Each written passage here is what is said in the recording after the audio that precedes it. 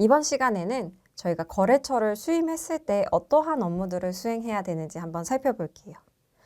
지금 신비노트 수강하시는 분들께서는 이제 한 번도 거래처를 맡아보신 적이 없거나 아니면은 사수가 없이 이거를 막 받았을 때 어떤 것부터 살펴보고 뭘 작업해야 되는지 모르시는 분들이 굉장히 많으실 것 같은데요. 지금 이 내용을 살펴보시면 저희가 그 거래처를 처음 수임하거나 아니면 인수인계 받았을 때 이런 부분들은 꼭 체크를 해야지 된다. 그러면 이제 기초적인 거는 다 작업이 완료되는 거거든요. 한번 같이 보도록 할게요. 첫 번째는 세무대리 업무를 위한 기초 작업입니다. 네. 기초 작업이고요. 보시면 업무를 위해서 필수적으로 저희가 수취해야 되는 내용들이 있고요.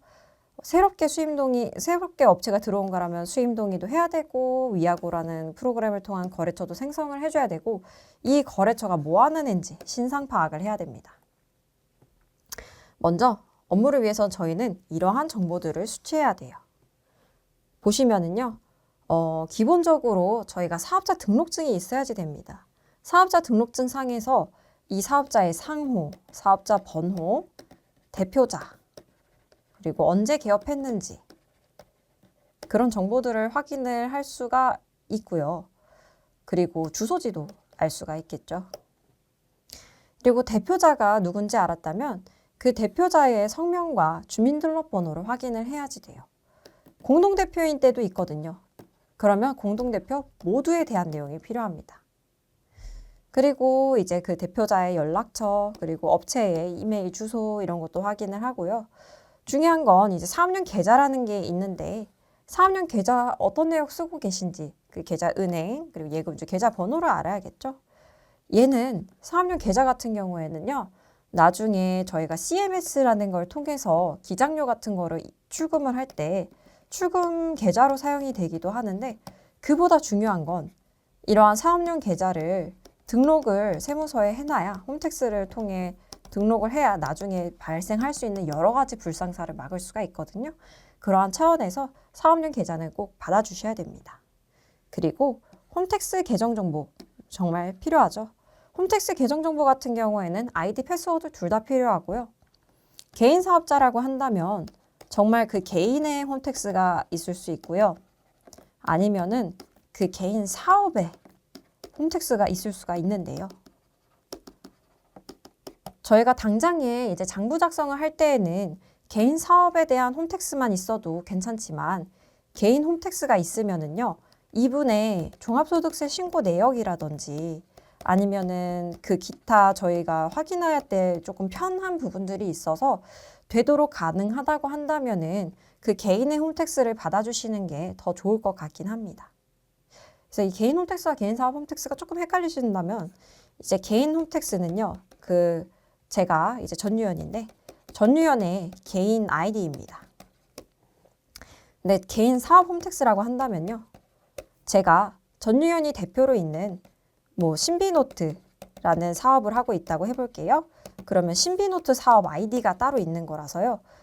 제 개인 아이디는 하나지만 제가 사업을 여러 가지를 하고 있다면은 개인 사업 아이디는 여러 개 있을 수가 있어요. 그러다 보니 그냥 이거 하나 받아주시는 게 가장 편리합니다.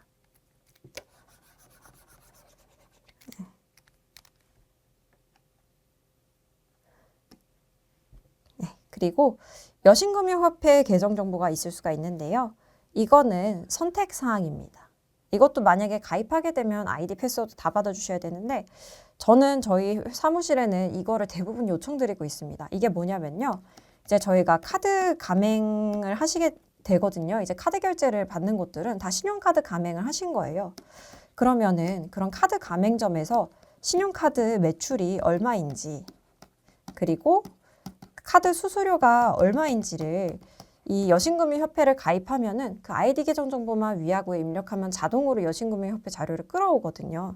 그래서 이 자료를 단말기 자료라든지 아니면은 벤사 자료를 통해서 받아보실 수도 있지만 이렇게 여신금융협회 하나 가입해달라고 업체에 말씀하셔서 그 아이디 패스워드를 받으시면은 이 내용을 굳이 저희가 이렇게 확인 안 하더라도 자동으로 수집해오고 카드 수수료도 비용 처리 놓치지 않고 할 수 있으니까 조금 더 편리한 측면이 있습니다.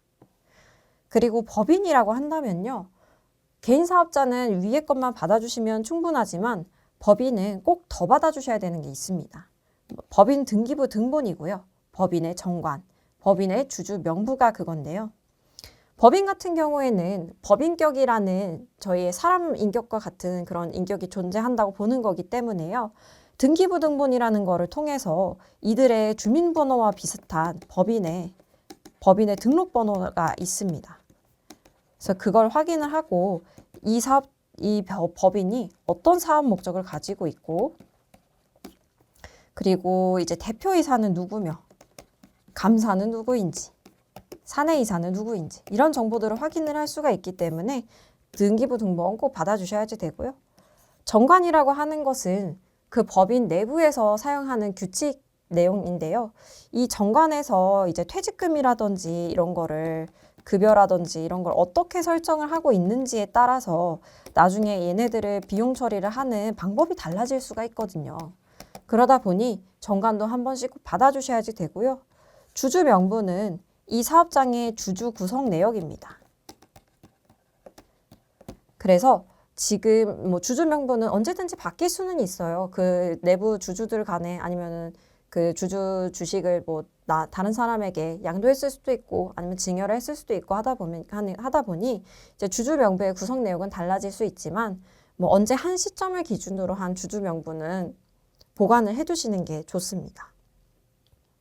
여기 주주 명부는 뭐 특별히 정해진 서식이 있는 거는 아니고요. 보통 이제 그 주주 총 구성 내역 그리고 그 주주의 이제 주민번호, 성함 몇 주 가지고 있는지, 그리고 그 언제 날짜를 기준으로 한 주주 명부인지, 그리고 법인 인감까지 들어가는 그냥 그런 명부라서요. 만약에 주주 명부 이제 구성원이 달라진다고 하면은 달라진 시점에 하나씩 만들어 두는 게 좋을 것 같습니다. 네. 이렇게 해서 저희가 이제 세무들이 업무를 수행하려면 이러한 게 필수적으로 필요하고 상담을 통해서 추가적으로 확인해야 되는 내용이 있는데요. 기본적으로 매출과 매입의 구조입니다. 이제 사업장마다 매출과 매입이 발생하는 그 경로나 구성 내역은 좀 다를 수가 있죠. 특히나 요새는 온라인 매출이 많이 있는 추세다 보니까요. 온라인 매출이 발생하는 업체인지도 확인을 하셔야지 되고요. 그리고 이런 매출을 발생시킬 때 매입처가 주로 정해져 있다고 한다면 그러한 주요 매출 매입처는 어디인지를 좀 확인해 보시면 나중에 업무 처리를 할 때 조금 수월하게 작업을 하실 수가 있습니다. 그리고 인건비와 관련해서는요. 저희가 인건비를 어떠한 방식으로 다양하게 지급을 하실 수가 있는데 뭐 근로소득으로 지급을 하실 수도 있고요. 아니면은 프리랜서를 잠시 고용해서 사용을 하실 수도 있고 일용소득으로 지급을 하실 수도 있고 기타 소득으로 지급을 하실 수도 있겠죠. 그렇다고 한다면은 이러한 내역 중에서 어떠한 방식으로 인건비를 지급을 하고 계시는지 아니면 지급하실 예정이신지도 확인을 하고요.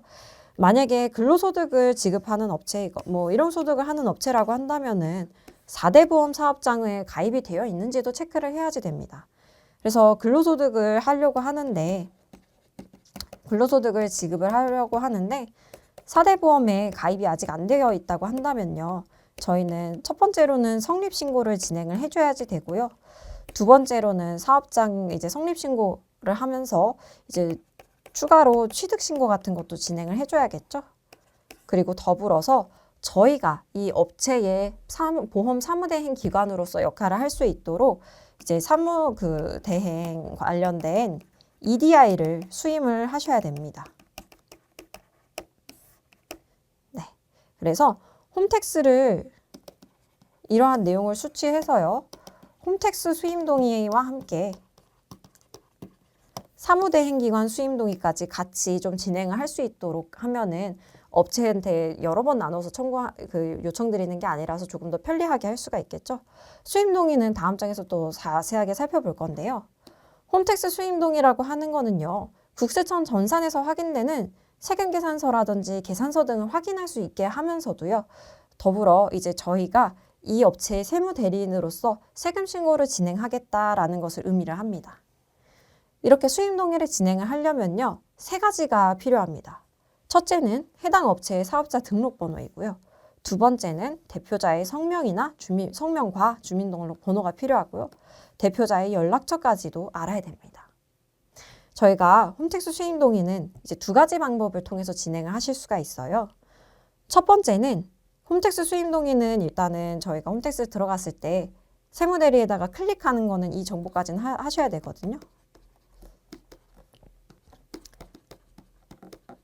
클릭하고 입력하는 것까지는 이 내용을 받아서 처리를 하셔야 되는데 이제 수임 동의를 해주는 방법이 두 가지가 있는 거예요. 첫째는 이제 저희가 수임 동의를 이렇게 신청하고 대표자한테 직접 동의를 요청하는 거예요. 그래서 이제 대표님께 저희가 수임 신청을 해놨으니 이제 대표자의 홈택스 로그인 하셔서 저희 땡땡 세무사 사무실로 수임 동의를 좀 해주셔라. 뭐 간편 인증을 받아서 진행해야지 되는 거기 때문에 저희가 직접 해서 대응을 하기는 조금 어렵다. 이렇게 말씀드리면 되고요. 만약에 대표자분이 너무 바쁘시거나 아니면 저희가 바쁜 시기여서 빠르게 좀 수임 동의를 해야지 된다. 라고 하면요. 세무서에 직접 수임 동의를 요청하는 방법도 있습니다. 이때에는 세무대리 정보 이용 신청서 그리고 대표자의 신분증 사본과 세무사의 신분증 사본이 필요한데요. 이 세무대리 정보 이용 신청서에는 이제 대표자의 위임이 같이 들어가 있는 거예요. 그래서 이 땡땡 그 업체를 우리가 그 수임 동의하도록 정보대리 신청을 하겠다라는 내용이어서요. 이렇게 신청을 하면은 빠르면은 한두 시간 이내에는 그 수임 동의가 완료가 되는 거를 확인해 볼 수가 있습니다. 그래서 일반적으로는 그냥 대표자에게 직접 당신들이 요청하면 그 동의를 해주셔라 하는데 정 바쁘고 저희가 그분들이 연락이 안 받으시는데 일을 해야지 된다 하면은요. 세무서에서 홈택스를 통해서 직접 동의 요청하셔도 됩니다. 네. 그러면 그 다음으로는 저희가 홈택스 수임 동의까지 했고 이제 기본적인 정보까지 수집을 했다면은 이제 위하고를 통해서 저희가 장부를 작성을 해야지 되는데 그러한 위하고 프로그램상 이제 그 거래처를 생성을 해야지 되겠죠. 근데 저희가 살펴볼 거는요. 처음부터 저희가 작업하는 업체 같은 경우에는 당연히 저희가 새롭게 거래처를 생성을 해줘야지 되는데요. 타 세무대리인으로부터 이관받는 업체 같은 경우에는 새롭게 거래처를 생성하는 것이 아니라 그들이 보내준 자료를 저희 위하고에 심어줘야지 됩니다. 그래서 그 프로그램 종류가 저희가 지금 뭐 더존 위하고 세무사랑 이렇게 나눠져 있잖아요. 그래서 이렇게 그 받는 방식이 조금 다릅니다. 그래서 타세무대리인으로부터 거래처 이관받는 경우에 더존 스마트웨이와 위하고 자료는 뭐 S 확장자명이요. SDB거나 WHG라고 되어 있고요. 얘네를 이관받아서 업로드를 하게 된다면은 그 위하고 프로그램에서 이제 더존 자료 이관, 스마트웨이 백업 데이터로 생성한다는 이거를 클릭해 주시면은 거래처 저희가 받은 전산 파일이 여기로 심어집니다. 그러면은 그들이 미리 작업해 놨던 것들을 저희가 이어서 처리를 할 수 있게 되어 있어요. 근데 이제 세무사랑 자료라고 한다면요. S 마이그레이션이라는 거를 작업을 해주셔야지 되거든요. 얘는 이제 세무사랑 자료가 이제 위하고하고 정확하게 일치하지 않기 때문에 이제 이러한 그 변환 작업을 거치는 거고요. 얘는 동일한 이 페이지에서 이 클릭을 S 마이그레이션으로 생성이라는 걸 클릭을 하시면은 변환해서 작업을 하실 수가 있는데 이제 그 호환이 100% 잘 되지는 않다 보니까요. 어떤 거는 마감이 안 되어 있고 원천 자료는 뭐 안 옮겨져 있고 이런 내용이 있어서 그 세무사랑 자료를 위하고로 옮기신다거나 할 때에는 그 세무사랑 프로그램으로도 한번 그거를 업로드를 하셔서 직접 내용을 좀 비교를 하시면서 수기로 좀 작업을 해주셔야 될 수도 있습니다. 그리고 마지막으로 이 거래처가 어떤 일을 하는 회사인지 조금 더 확인을 해야지 되겠죠. 그래야지 저희가 거래처의 업종과 사업 구조를 이해해서 장부 작성을 용이하게 진행을 할 수가 있습니다.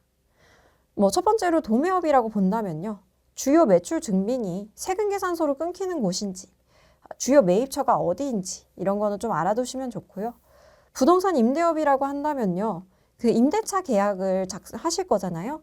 임대차 계약에 대한 내용을 받아주시는 게 좋습니다. 임차인이 언제 변경되었는지에 따라서 또 저희 또 처리해야 되는 게 좀 다르거든요. 그래서 보증금, 월세, 임차인이 누군지 이런 것도 알아야지 되고 음식점이라고 한다면은 오프라인 매출이 발생하는 곳인지 배달 매출이 발생하는 곳인지, 그리고 배달 플랫폼을 사용한다면 어떤 플랫폼을 사용하고 계시는지. 왜냐하면 각 플랫폼마다의 매출 정보를 저희가 받아서 입력을 해줘야지 되기 때문에 이거는 뭐 계정 정보를 받아두셔도 좋고요. 아니면은 어떤 업체에 사용 중인지만 확인을 하고요. 대표자에게 부가세 신고 때 그냥 그 신고할 수 있는 신고 자료를 직접 요청하는 것도 방법입니다. 네. 그리고 앞서서 얘기했던 것처럼 인건비를 어떻게 지급하고 있는지, 4대 보험인지 3.3인지, 그리고 홈택스 이외에 이제 4대 보험에 대한 EDI 수임도 해야 될 수 있으니까요. 그것까지 같이 한번 체크해 주시면은 저희가 이제 새롭게 이관을 받았다거나 아니면은 인수인계를 받았다거나 새롭게 업체를 수임하게 됐을 때 기본적으로 해야 되는 업무들은 다 수행을 한 거라고 보시면 되고요. 네, 이제 이어서 저희가 홈택스에서 더 확인할 수 있는 수임 동의하고 더 확인할 수 있는 사항이 어떤 건지 한번 확인해 보도록 하겠습니다.